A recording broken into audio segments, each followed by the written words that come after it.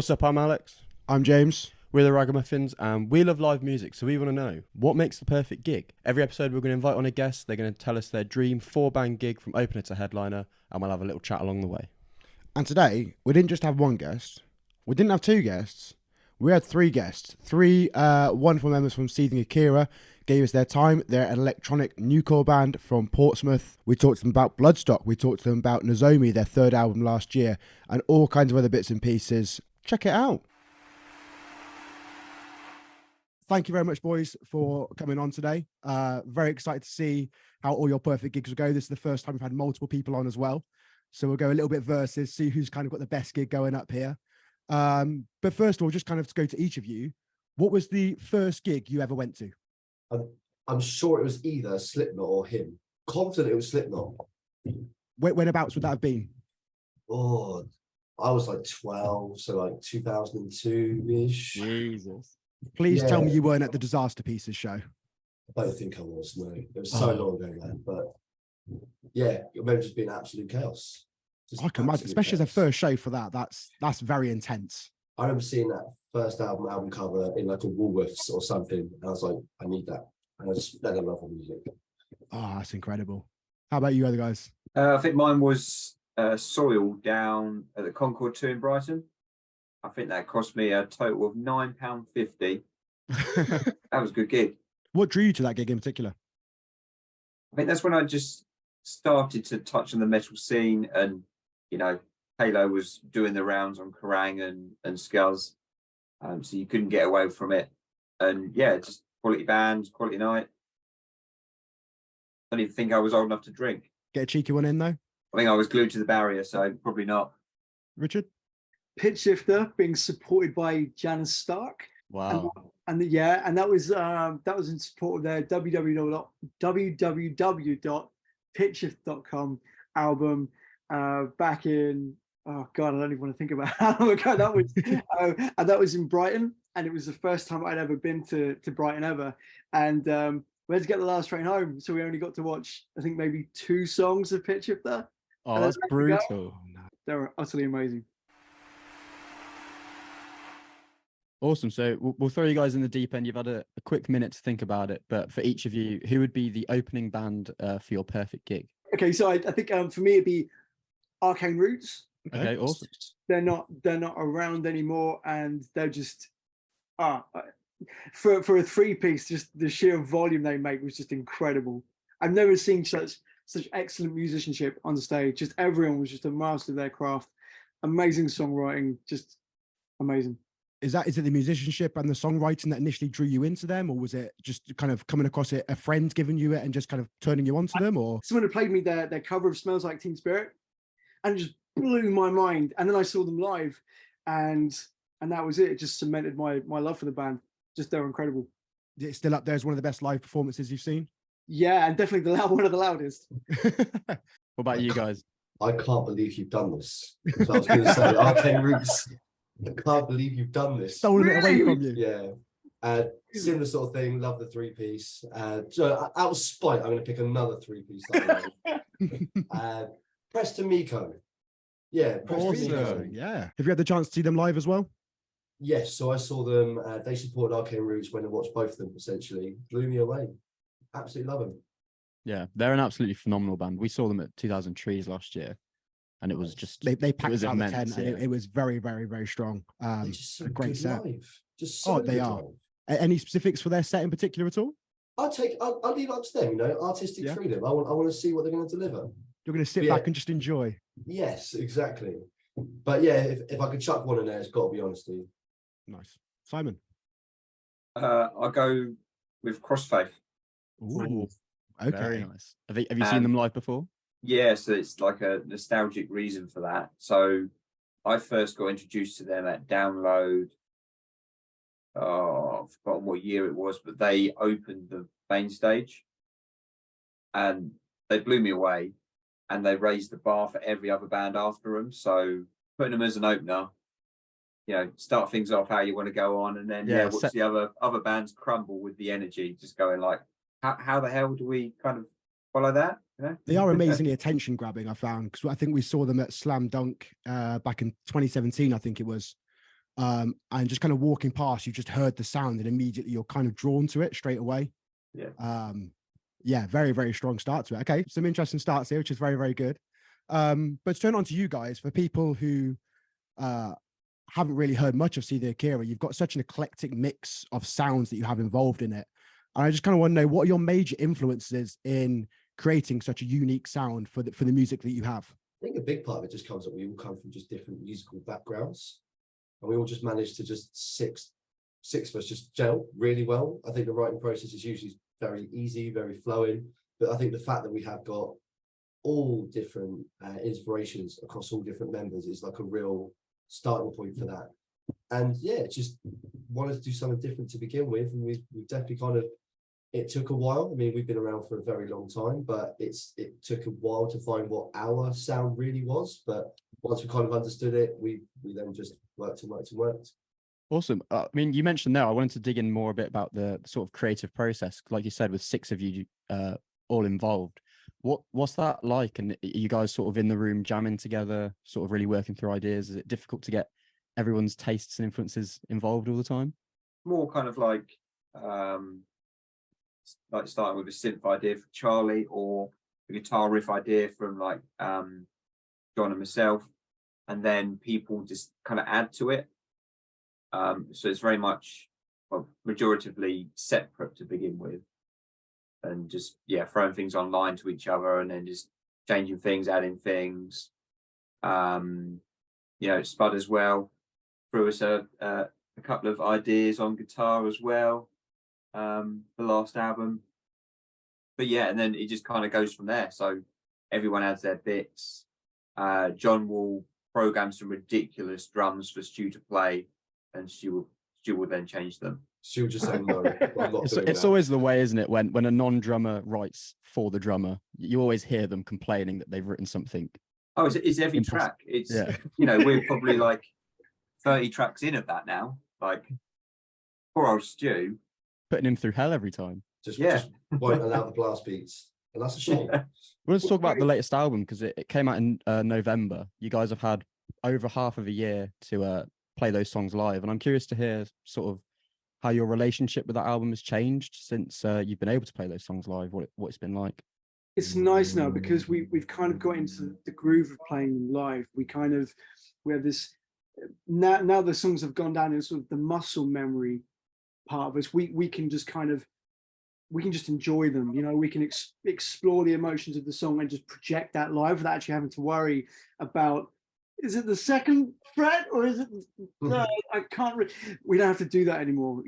We're very comfortable playing them live, and so as a result now we can just get the best versions of them. I think the real attachment has changed on some as well. Like there's some that I remember being in the room recording, going like, oh, I see this as being like one that might do okay live, and then we play it and it just, so Dioxide is a great example of that. Dioxide on our last album was like quite a last minute addition, to be honest. It was just like there was a song lined up there and we went, that's a better song, we should get it on there. Some skepticism, because obviously I suppose demo-itis comes in and you're like, this is the album, right? We can't change it now. It's like, no, we can. Just chuck this on, it'll be fine. And hearing it live, it's one of our bestly sort of, when we play it, it's just the one that goes nuts. It's always the one that goes nuts.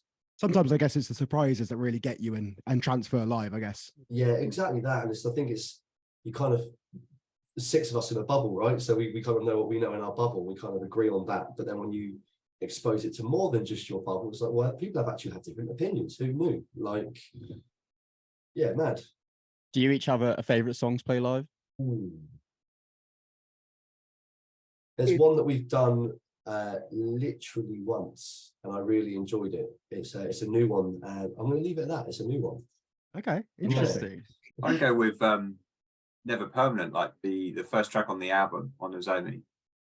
We don't play that often, but I just something about the groove in that song. I just really get into it and just I love it. Awesome. I really like Lost at Sea, which we don't play a great deal just because it's almost a bit ballady.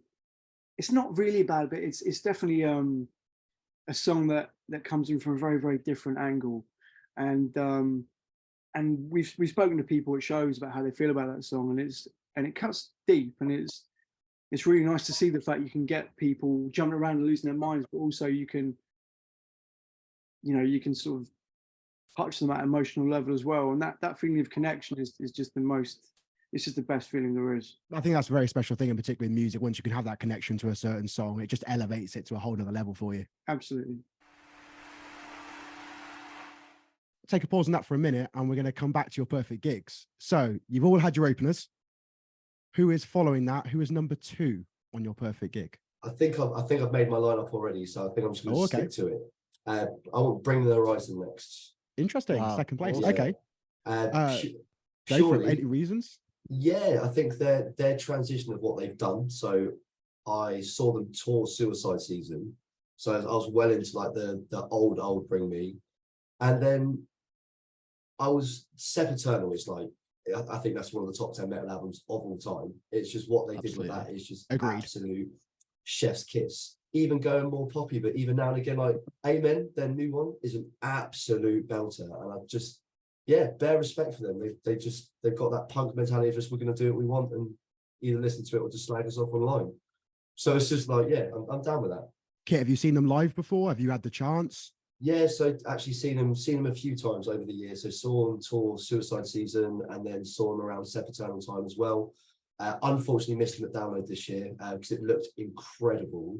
I was right in the front for it, and I can tell you it was incredible. How would you create that set list in terms of, like you say, you've seen them during Suicide Season, you've got all kinds of different eras and sounds to go through here? I'd almost want the only way I can kind of explain is like a summarized journey. If I want to kind of start at the heavy and kind of show me through that process, so I can see that whole curve, I don't want every single song they've ever written, so I want this gig to be like a good evening at least, not days. Yeah, I kind of want that journey. I want to start early and just keep me going. Perfect, absolutely perfect. What about you other guys? I don't know. I mean, God, do you know what? I'm struggling. I don't know. Bit of variation. Do you know what? 9 Inch Nails. Nice. Yes. Never seen them. They got a huge back catalogue, and I can only imagine sonically they just incredible live. And again, they got quite like a kind of a large sort of emotional sort of tapestry they can feed into, so they can do like pure fury or just utter vulnerability. And imagine being in a room with a bunch of people experiencing that would be just amazing. I think they're just one of those bands that you have to see. How did you get into them? Sort of mid to late 90s. There were some bands you couldn't get away from, and 9 Inch Nails was one of those bands. I think the other, like Trent Reznor is just unparalleled as a producer and a composer. Any specifics for the set? Sin. I'd like to hear Perfect Drug for that drum breakdown in the middle. I can only imagine it's utterly mental. That'll go off completely. Right then, Simon. Number 2. I'm gonna go Machine Head. Oh, God, what a pick. Be selfish on this one. It's all about me. So yeah, like I've seen them a few times, but they've blown me away every single time.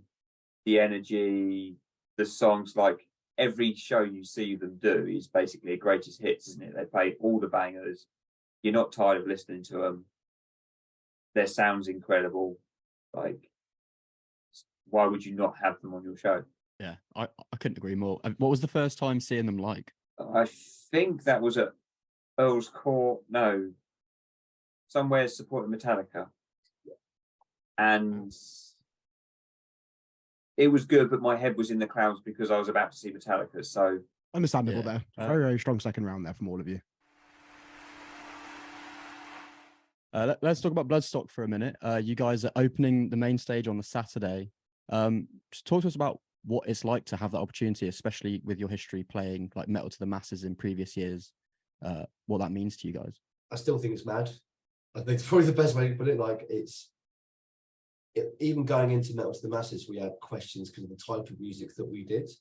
And at the time, like I hadn't been to Bloodstock before, so I just had it in my head that it was a very metal festival. And I thought, well, who knows what's going to happen out of this? We obviously got through. We played with another band that began with an S on the final. So when they started announcing, it, I was like, they've won. So we'll go home, boys. It's fine. And then when we got announced, it was just incredible feeling. And then it was just turning up. I know it sounds so weird because I'm not even now, like it's not really going to hit 100% until I'm there on the day, and it's like, okay, now's the time.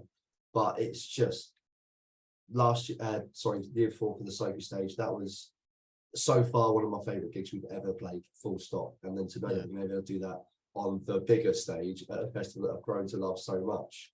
Yeah, count me in, 100%. Like Kit said, it's getting there that makes it real. Like it's still surreal, and it won't kick in until I'm like backstage going, oh, we've got to go up in a minute. It will kick in after we played. I bet you. Like, oh, Yeah. Great. I had well loads of fun. Now thinking about what's just happened. But the experience always goes so quick. Like you go up there, It and before you does. know it, you're coming off. Is that what it's like for gigs all the time? Are you is it always a bit of a blur, or is it mostly like? Nah, normally they're a drag. Jeez.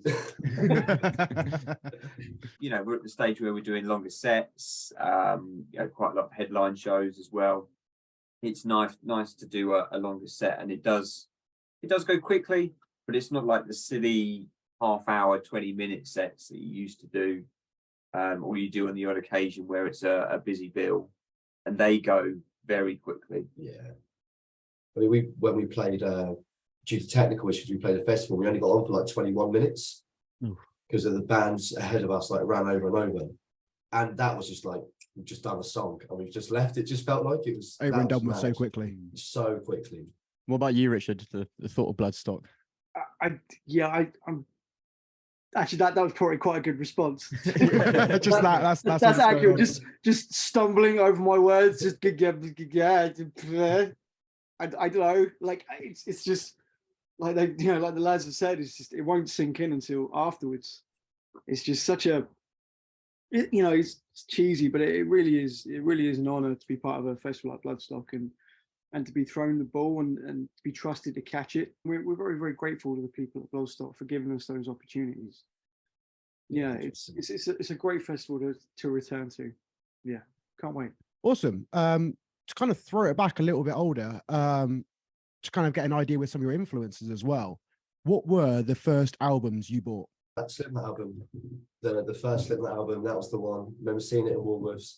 I'd obviously I'd listened to music before, but never actually owned a piece of media. So when I saw that, I was like, that's the one. And I just fell in love. And I think Hybrid Theory was the next one after that. It's a strong one too there. Mate, Woolworths had a strong CD game when I was growing up. Simon, Richard?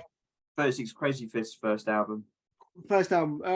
There's all the embarrassing ones you get when you're young, you don't know. And then I think the first proper album, I think was Antichrist Superstar by Marilyn Manson. And it freaked me out. Yeah, I can imagine. Yeah.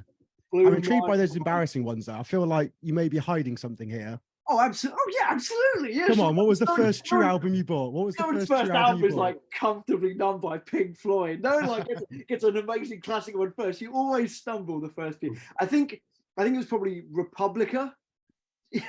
Yeah, who are Republica? Exactly. They did a song called Ready to Go, which is actually a nice little balance between guitars and dance music. Now I come to think of it. So yeah, I regretted it.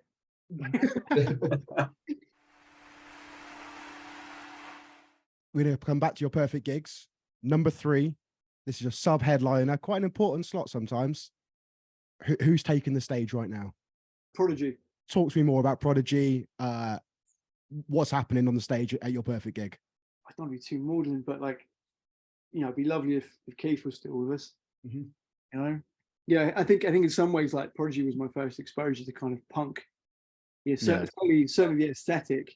Certainly, you didn't get a band like that cracked the top 10 that looked the way they did, and just had this uncompromising, snarling attitude. And I think Keith was a big part of that. Not that they don't have that now, because they clearly do, but it'd be nice to see. Yeah, it'd be that'd be an incredible experience. Did you ever have the chance to see them with him? No, and here's the thing: I probably did have the chance, and I didn't do it. Kit, sub-headliner? I'm chucking a bit of a curveball out here. I'm going Mac Miller.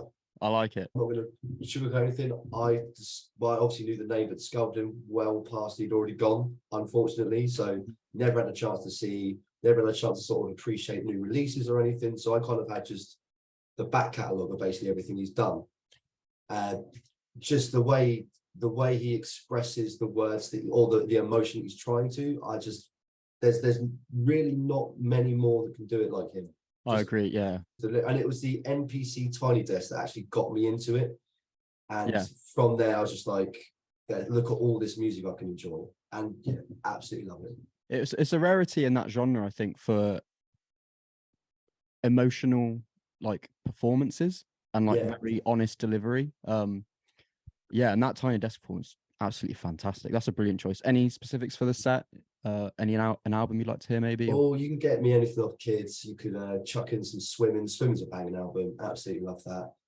Maybe Diablo, maybe a bit of Diablo as well. Yeah, chuck that in. Awesome. Simon. Gojira next. Brilliant. No Hey, curveballs strong in my lineup. list. Have you seen Gojira before? Yes, saw them recently in Nottingham when they did their the recent headline tour. Yeah, really good. I've always wanted to travel back in time and see that, the Live at Red Rocks video online, that whole set. Just like the venue, the atmosphere, and like the lighting and the set list. Like, if you could just kind of plonk that. Say we just transport that straight across into your number 2. Yeah, I watch that on the regular on YouTube because it blows me away every time. Yeah, they're a phenomenal band. We've not had the chance to see them live yet, but they're on the list for sure. I'll recommend it. Yeah. We were very lucky to attend Takedown Festival back in April. We want to talk to you guys about that. What was it like to have a festival in your local scene and to be able to perform at that venue? It's so we've obviously done Takedown before. It was back at Southampton University. The way they maximised that space is unreal. Like you explained, so we played underneath a set of stairs, but that's kind of like the official way of it. But the layout, the stage was fantastic, real nice turnout, and then doing it this year, all the years later, but actually like an iconic building like Guildhall, mad, absolutely mad, love it. I'm curious to hear what the local scene on the South Coast is like, because that festival was a really great sort of highlight of some of those bands in that area. What's the scene like for you guys, and what's it been like in the past to where it is now? I think that festival, because Portsmouth's music scene has been very rocky over the years, and I think that festival just proved that if you put something on of that caliber, people there is a scene, if that makes sense. The South Coast as a whole, I was going to say it can be very competitive. There are some really good bands, some really well rehearsed bands, some very very driven, ambitious people. But I think that's great. I think that's a healthy scene. You want people with drive who are going to work very very hard, and it just makes better bands. If you're going up against some proper scary good bands, it makes you better. Rising tide lifts all boats. Exactly that. Exactly. Right then, it's time. It's headliner time. This is it, culminating at the end of the evening. You've had 3 incredible bands. Kit, you said you kind of had yours solidified already from the get-go. I'm ready. Yeah. Who's taking the stage at the end of the night? This is due to an absolute my mum, biggest influence of my life, absolute amazing woman. We grew up listening to 3 particular bands, but it was always this particular artist that got me, and it's got me Jimi Hendrix. Wow. Because obviously I never got a chance to see live, well beyond. So to have that opportunity, 100%. That's my number 1. Yeah, it's like a moment lost in time, that era, isn't it? Yeah, the few videos and clips there are online just absolutely spellbounding, aren't they, to watch him play? 100%. So yeah, that's why he's my headliner. Simon, you look deep in thought. You always I didn't want to do my cliche one, but I think I'm going to have to. It's Metallica, isn't it? It is, but it's predicted already. The second half of this show is just going to require, like, I don't know, obviously time travel. So going back for Gojira, it's probably 4 years ago. But if we do the Metallica set, like the Unjustice for All tour, Perfect. Yeah, that'll do. I'll be happy with that. Absolutely, yeah. God, perfect, absolutely perfect. Where do you stand on Saint Anger? I own a copy. Is that a poster behind you of it? I have listened to it, and now it's time for Richard. Well said. Perfect. For me, for what they are, and again, never going to get to see them, I think it's going to be the Clash. Brilliant. Because you look back at the time when they were playing shows, how utterly mental it was. Like punk was just starting to blossom and exist, and here was a band who just utterly owned every second of it. This uncompromising, don't give a shit. We're going to do what we want to do, the way we want to do it, how we want it. Just I'm watching like venues explode. Like you can even like the grainy footage, you can see the sweat coming down off the ceiling. And I've got a couple of friends who are like old punks, and they're like, I keep asking them, like, so what was your favorite band? They go Clash every single time. And Wow. yeah, and I think I like the fact is they're not virtuosos as well. They just play from the heart. They just 1,000% enthusiasm. You know, every single syllable that they verbalize comes from deep in their rib cage. And I think being in a room witnessing that will just be a religious experience. Absolutely. Yeah, they were sort of the ultimate embodiment of punk, really, weren't they? I think so. I think like the Pistols were like the first kind of British band, but at the same time they weren't exactly. They didn't have the ethical backbone that I think the Clash had that really made punk what it was. Some great gigs, and we're going to get to the venues for them shortly. But I just want to ask you guys the plans for the rest of this year. You've obviously got Bloodstock coming up, but what's the rest of 2023 looking like for Seething Akira? We may or may not be working on some new music shortly. That may or may not be coming out later in the year.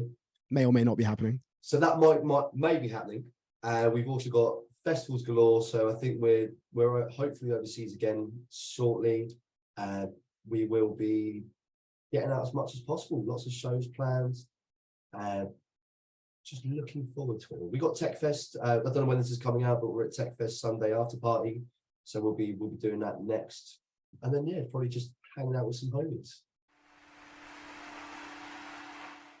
So then, to close it all off, this could be anywhere in the world. We've heard a variety of different places. We've had Madison Square Garden. We've had Alexandra Palace, I believe. We've had the Roman Colosseum. So it can be anywhere you want. You can have a connection to the place or not. Where would you like your perfect gig to be? Quick question on this. Can I adjust the venue at all? As in, like, can I say this place, but with this sound? Yeah, it's your perfect gig. Okay, sweet.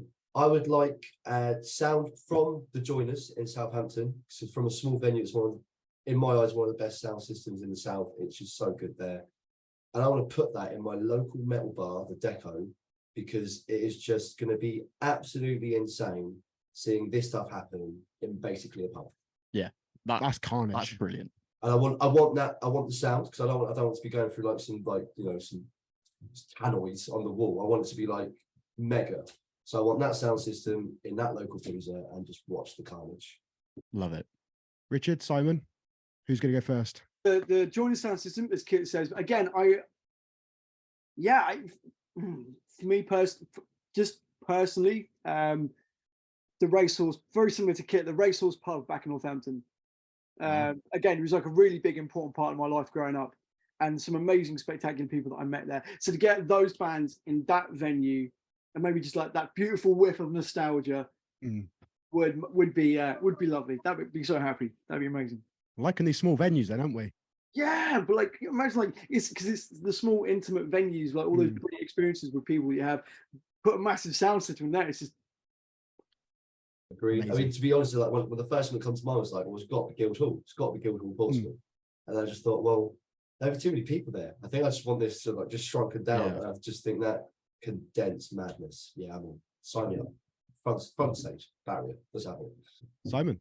Brixton Academy, being short, is the perfect venue with that slant. Wherever you stand, even if there's someone really tall in front of you, you can always see.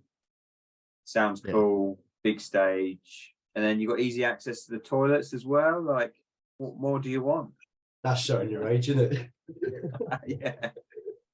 Awesome. So to recap, Richard, you've got Arcane Roots, 9 Inch Nails, The Prodigy, The Clash at the Racehorse Pub.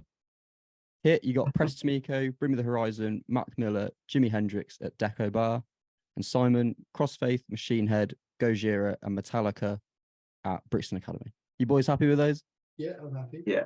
I'm going to regret. No, I'm totally regretting it. Now it's cemented. I want to change it, but I don't know what to. No. Go. I mean, all fantastic gigs there. I can't really decide between one, to be honest. I can't pick one of those. No, we'll let people in the comments decide who picked the best gig there. But thank you very much for taking the time with us. Absolutely loved the album last year. Liking this teaser about possible new material late this year. So definitely keeping an eye out for that. And hopefully we'll catch you at a show soon. Do we ever Cheers, get to guys. find out yours? Do we ever get to find out your shows? You want something on the fly? Yeah, go on then. Oh Christ. Okay. Hey, this is Editing Alex, and look, I'm going to be real with you. Yes, we told Seething Akira what our perfect gigs would be, but we're not going to let you hear it. We're saving that for a special episode somewhere down the road, so you're going to have to wait a little bit longer to hear what we've picked. But anyway, we hope you enjoy the episode, and I'll leave it to James and Alex to do the proper outro. 3 amazing gigs. I don't think we could pick which one was our favourite there. And such lovely guys to talk to. Go and check them out. They are opening main stage on Saturday at Bloodstock. They've got a few other dates. They've got some headlining shows as well, some small dates leading up to it. So check their social medias and be sure to catch them live. And let us know in the comments which of their perfect gig was your favourite. We've just come back from a few festivals. We've had Download Festival, 2000 Trees, Slam Dunk, Takedown. Go and check out vlogs from those. We've got recaps Busy. from those. It's been a busy period for us. We've been bloody busy, but the fun doesn't stop now that festivals are over. We're going to be going to more gigs, vlogging all of them. We also have a podcast every month where we talk about the latest news, music and trends in alternative music, so be sure to check that out. And if you're a fan of alternative music, this is a place for you. So please subscribe and join us. Subscribe!